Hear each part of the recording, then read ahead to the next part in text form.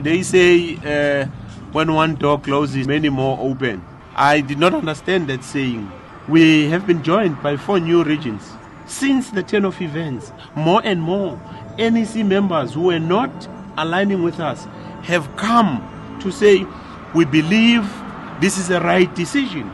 We believe there must have been a reason why this turn of events, and it's a good thing for us. There's a vote of confidence, and we are so happy on the recommitment by the 29 regions that initially put up the plan that we had, and the backup plans, by the way.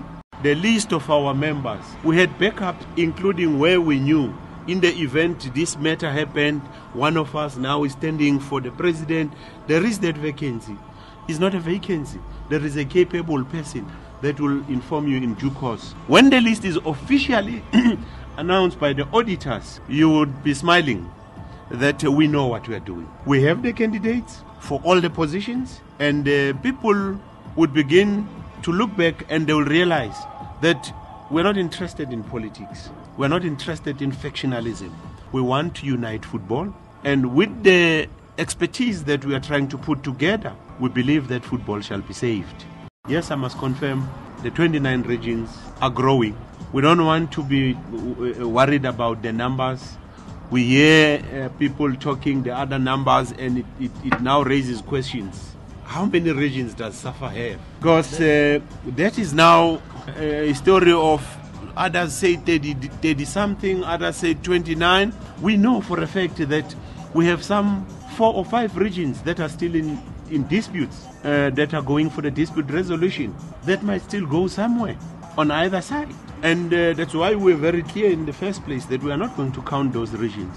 Whilst they're sympathetic with us and to our cause, until their dispute is resolved. And if anybody counts them, good luck. But it's not about luck, it's about let the best man do the job. And what is the job in this case? The job is to fix South African football in its entirety. We are colleagues, we are both vice presidents. I believe we both possess relevant qualities. We are disciplined. I don't know of any other things that might compromise the campaign.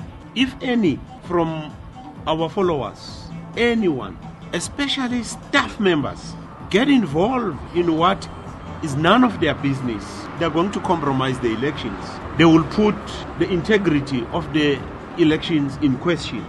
We have been calling our members to desist from name calling, from being personal. We don't want further divisions. This is numbers games. People will talk on the 28th. Nobody is bigger than the game. Whoever wins, whoever loses will still be around. There will still be football. And this is the message we're preaching. Let us conduct ourselves professionally, particularly our administration and the staff members. Of course, you hear this and that here and there. We're still calling upon all people involved not to derail and compromise the integrity of these elections. I'm not so sure about that because we remain running football. Whilst we are campaigning, whilst we are lobbying and electioneering, he remains the president, we remain vice president, and others remain NEC. We still work together. I don't know what is this working together and joining what. However, we'll welcome anybody now and even after the elections, because that's what we are about, to working together. He possesses the skills, he still have a role to play. That is not nominated, it's not the end of the world. He's a young man, he's energetic, there's a lot of programs that he still wanted to see being completed. Surely he will be there.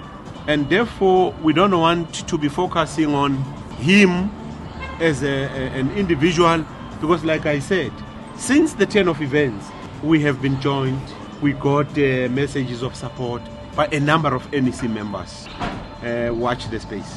I must clarify this. 4 years ago, I believed in the principles of the philosophies of FTF. The past 4 years, we were voted into power, all of us. We failed to deliver a single beautiful principles when we are in power. And that is why it's not about the person or individual. We have decided to say this is not taking us anywhere. We're not apologetic about it. We had 4 years. Look at the manifesto, beautiful as it is. Why we couldn't implement? We were in charge. The whole leadership. We could not implement it. Therefore, it doesn't work.